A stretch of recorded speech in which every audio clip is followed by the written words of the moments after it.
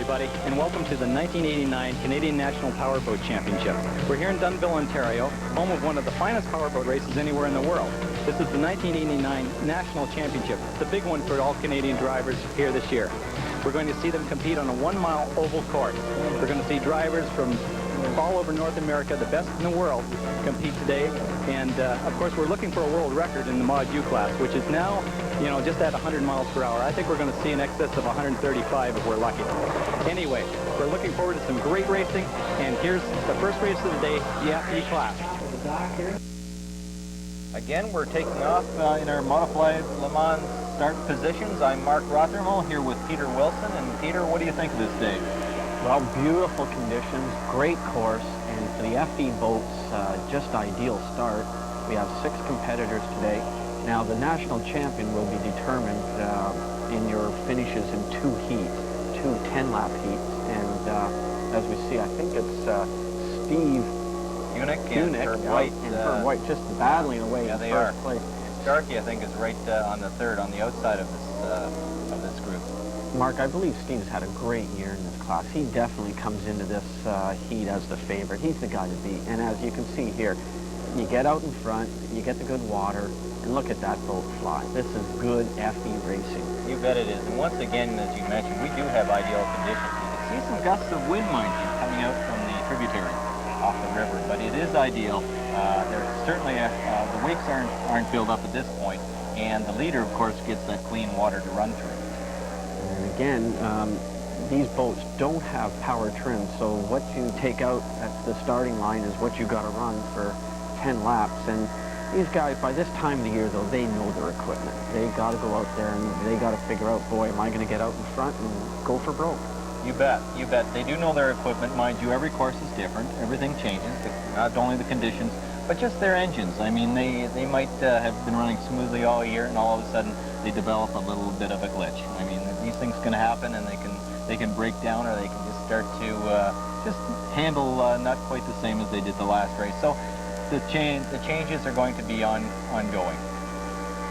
Well, here we have Steve Unick out in front in the FE class, and boy, does that boat fly. Doesn't that look pretty, Peter? The air picks up under that deck, and that boat really does fly. There's not a lot of boat in the water. It's sitting up on the pad. Now, you'll see it drop down into the corner, but boy... And it doesn't drop much, does it? It keeps right on top. That last pin, he'll just give her a little crank, and up she goes again. And he's a good driver. He knows his equipment. He's a hot driver, and Starkey is equally as hot, actually, and he's running in second place at this point. Now, you mentioned Unick has the clean water. Starkey's going to have to use some type of a theory, I guess. He's going to have to analyze how he's going to get around Unick in the upcoming laps. And he's got 10 laps to do it, so he doesn't have to make his move on the very first one. A lot of times the running in second place is the best place to be in a long lap race, because you just keep pounding and pounding and pushing and pushing, and sooner or later the leader makes a mistake. That's right. You just wait for that opportunity.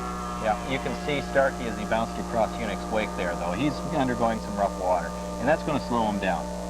Mark, one of the great things about powerboat racing in Canada, in virtually every class we have, we get head-to-head OMC versus Mercury competition, and this is unique. Like, you go down into the States, in the United States, and you just do not see FE class where there's Mercury power up against the Johnson Everett, and it's competitive. Very competitive that way. That's right, Peter. Basically, it's the rules that we've adopted. We've taken the U.S. rules and Canadianized them, basically, so that it would be competitive. We want to see as many manufacturers out there as possible. That's what the crowd comes to see. It's like, Ford versus GM. Now we have Mercury, we have OMC, we've got some Yamaha powered boats out there. Soon there'll be Nissan. We've got the Japanese influx. I mean, they're coming on, and they're technically an excellent engine. So in the years to come, I think we're going to see a lot more competition and a lot more motors out there. One of the other things about the FE class that makes it so interesting is it really is not an expensive class to get into. No, you can get into this class for as little as maybe $7,000 to $10,000. Of course, it depends on the type of equipment you want to run. If you want to run a first-class outfit, you're going to pay a little bit more money, of course. But the engines at the end of the year, if they're still together, could be sold. I'm not too sure I'd want to buy one. No, but the boats, the same boats have been competitive now for about the last 3, 4, 5 years. So you're not looking at having to replace your equipment at the end of every No, season. you're not. You're not. You can see the way these boats go around the corners. They don't quite dig in and do those tight, sharp turns as tunnels do. They kind of float around. And this is where a good running boat will keep its RPM up and keep at its maximum speed. Now, you can see these things dance a little bit too here. Mark, just out of interest, when you take like this Mercury engine that we see going around the corner there, your stock Mercury engine that you probably have on your family ski boat turns about 5,500 RPM. Now that little Mercury engine out there right now could be turning 7,200 to 7,500 RPM. Yeah, it's possible. Certainly, certainly these engines are drilled out as far as they can be, I suppose, in terms of what the driver is doing. The engine itself has to be stock. It's still a stock engine. They usually run double oil mix. Yeah. And when I mean drilled out, I mean these guys have their foot drilled right to the floor. Yeah. Those props are just barely hitting the surface of the water. They are surface riding propellers, so they're only half in and half out all the time. So they're sucking a lot of air, and that's creating more RPM as well. Mark, they're watching this boat coming down the straightaway. There's the perfect example of it's easier to drive in first place than it is in fourth. You bet it is. The further back in the pack you are, the more garbage you got to drive over. Yeah, I don't care what you say, Peter. I mean, you may get pressure when you're in first place, but it's a whole lot nicer type of pressure than having to catch up. Well, I can relate to that because that's where I learned in my FE boat. I usually ran about fifth or sixth, and boy, it was fun watching the guys up in the front, but boy, you had to watch the water. You bet, and now they're coming up for the checkered flag. I mean, this has been a pretty competitive race, but once again, it was the leader that got it right from the start. Steve Hunick, great Hunick start. done it again. Within one lap, he found his line and held on to it. Yeah, and he made Starkey push him all the way. Starkey drove very well. We've got Herb White in the 650 XS Mercury, and again, Robert Norris comes in fourth. And remember, the FE boats still have to go out for 5 more laps of racing to determine the national champion. So many of these drivers will now go back to the pits and experiment, talk to their pit crew to figure out just what they can do to go a little faster the next time out. And now we'll go to the pits where Mark Rothermel will be talking to today's referee-in-chief, Hank Engels.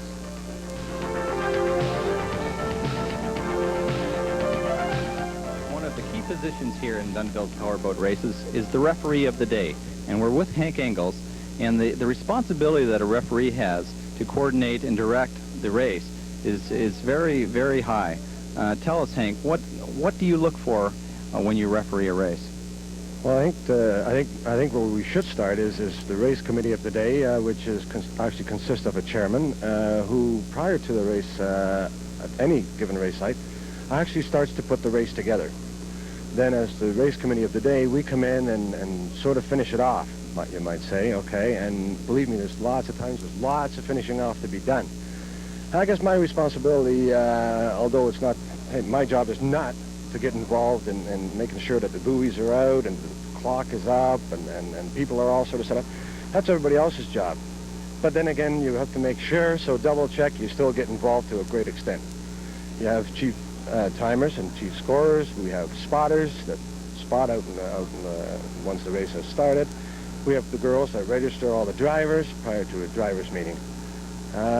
Usually, once registration is over, which today here will be at 11 o'clock, and driver's meeting is at 11:30. So, for point of interest here, you have exactly 15 minutes left. There we go. Well, you have the responsibility of enforcing the rules. You will go to the drivers, you will tell them exactly what the rules of the road are, or the waterways, of course, and you will enforce them. You have to take a very strong stand, an aggressive stand. How do the drivers react to this?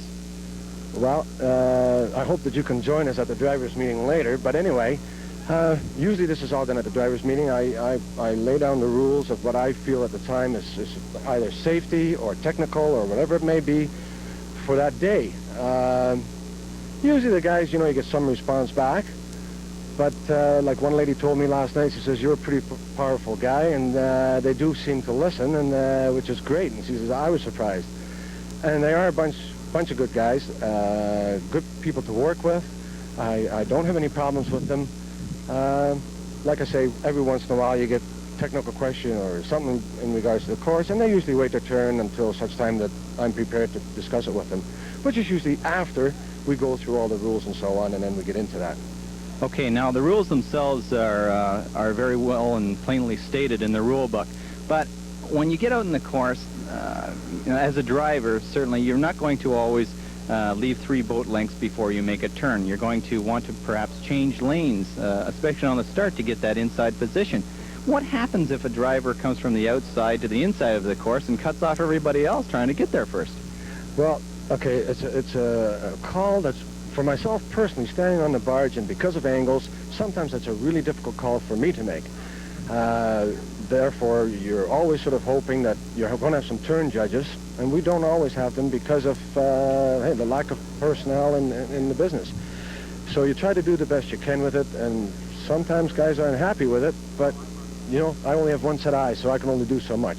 If the turn judge comes to you and tells you that a driver was cut off and to scratch or disqualify the boat that did the offense, will you disqualify that driver automatically? Oh, absolutely, with no question whatsoever. They're entitled then to put in a protest with X number of dollars, and the race committee today will handle that. And as a matter of fact, I don't get involved with any disqualification once it's protested. It's the race committee, the rest of the race committee of the day, and the chairman. They settle it, and like I say, I'm not involved. But I definitely always uphold the turn judge's decision, always, no question. Hank, if you could tell us a little bit more about what the flags mean. There's a red flag, a green flag, a yellow, a white, and of course the checker. We know what the checkered means, but what about the red flag, for example? Okay, the red flag is used to indicate, especially here with the Le Mans start, where it's a running start actually Le Mans start starting from the dock to the entrance pin and coming around for the start. I indicate it with the red flag going up as the start of a hot lap. They will all go out, take their hot lap, and come back in for the position to start with the Le Mans start, which is done then with a white flag. That time the white flag would be dropped and indicating the start of the race. They will all fire their engines as quickly as possible and try and hit to that entrance pins as quickly as possible and all the way around. Also, the red flag is used in case of any flips on the course or anything else that may happen, whether it's a rollover, flip. I automatically stop the race. And the red flag then is also flown at that time to indicate to the drivers that there is an infraction on the course and it's stopped. And sometimes we go as far as that we have to use flares. Not that often. Usually the guys are pretty good. They pay attention to the flag system. The green flag, I believe that means that the drivers have one more lap to go. Yeah, that's correct, Mark. That's the only time the green flag goes up. It's one more lap to the checkered. And like you said earlier on, come on, we all know what the checkered flag is. What about the yellow flag? Okay, the yellow flag at one time used to be it used to be used as return to pits. And that's only a safety precaution so that the drivers, like the last driver that may be coming in or second last, that the other drivers don't cut across the course, leave a wake, and maybe cause an accident. So the yellow flag used to be used at one time to return to pits, which last year was changed in our rule book through Canadian Boating Federation and APBA, American Powerboat Association. And now it's a black flag to return to pits, and also closes the pits off where no boats go back onto the course. Once again, we're back to the action on the race course. Here we have the final heat of the FE class. 5 laps, final 5 laps of the year to determine the national champion. What a start. Steve Hurnick, who started on pole position from the lawn start, is on the inside. And Herb White, boat number 88, that black boat, he's right up there with him. Mark, and on the outside we have Jim Starkey. He's in second. He's in the middle, in the third. Right in the wake, actually. That's right. Herb White is holding on second. Now in the far corner, this is where they'll probably space out a little bit. Hunick's still out in front, where he was just where he finished in the first heat. He's right back out there. Too. You can see the other boats, they're kind of all over the place. They're wide, they're inside, they're outside, they're basically trying to just find a position that from isn't second to sixth. that isn't rough out you there. want to get the good water. But Steve, here he is again, right? There, he's got the nice water. All he's going to do is hit a little bit of a wake that they caused when they started off, and that's it. Now he's out, he's home free. Take a look at the other boats. Look at the wash they have to go through. I don't know how sometimes they keep these boats underwater. This is where it gets tough. And take a look, we've got Hunicki. He's filling up a good lead here. Herb White on the outside. He's chasing them down. Again, we've got Bradbury and Clark and Starkey. We've got the full, I guess there's 7 boats out there right now. Well, Mark, this is where we find out. I'm sure Steve went back after his first heat victory and didn't touch a thing. But now we'll find out just what 2nd to 7th place did to their boats. Well, sure, what they've been back there playing. Of course they have been. Whether they've changed propellers or they've taken the engine and set it out another notch, we don't quite know. But believe me, they know that they had to make up some time from the first heat. We've got a good battle actually going on back in the pack right now. Between Jim Starkey and Herb White. And they finished 2nd and 3rd respectively. Even 6th and 7th were battling it out. So it's a close heat, isn't it? Everybody. And it's good. Let's take a look at the way that Hunick was bounced to going through that corner. I mean, he's taking a pretty strong pounding.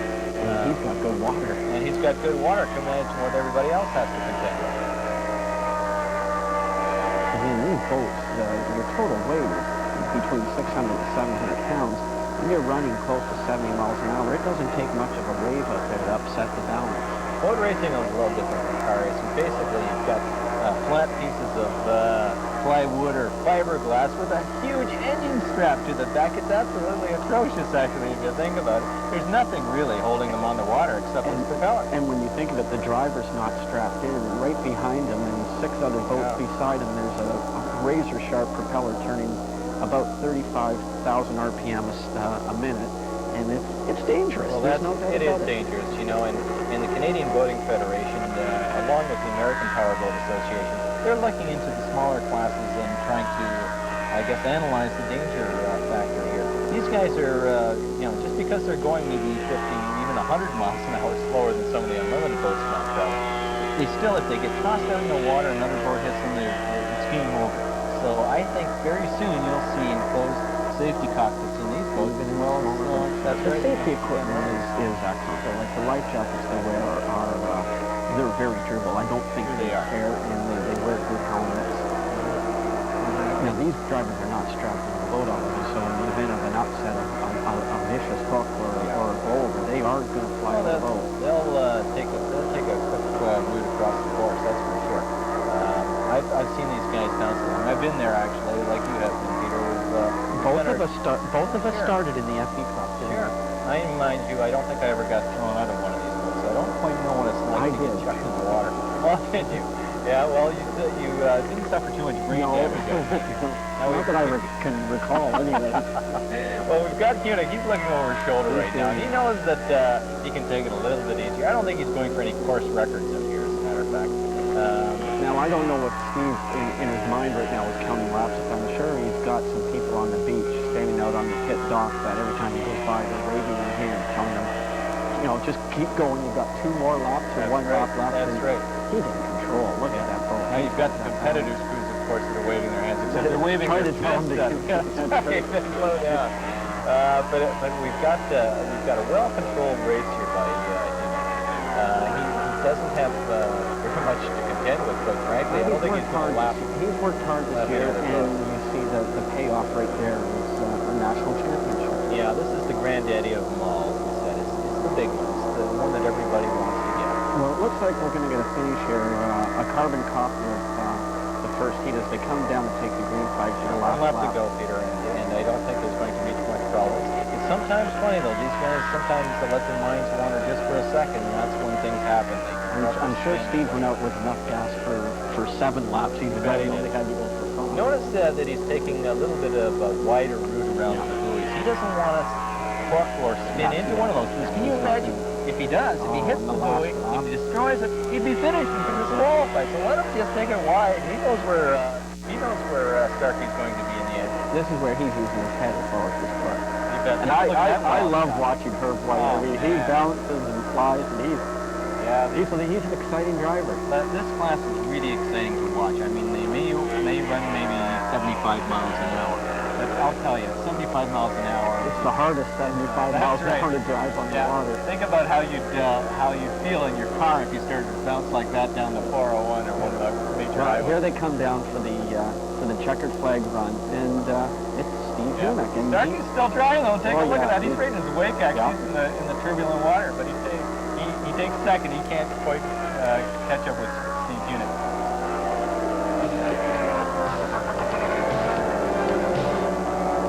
second, Jim Starkey. Third, Herb White. Fourth, Albert Norris.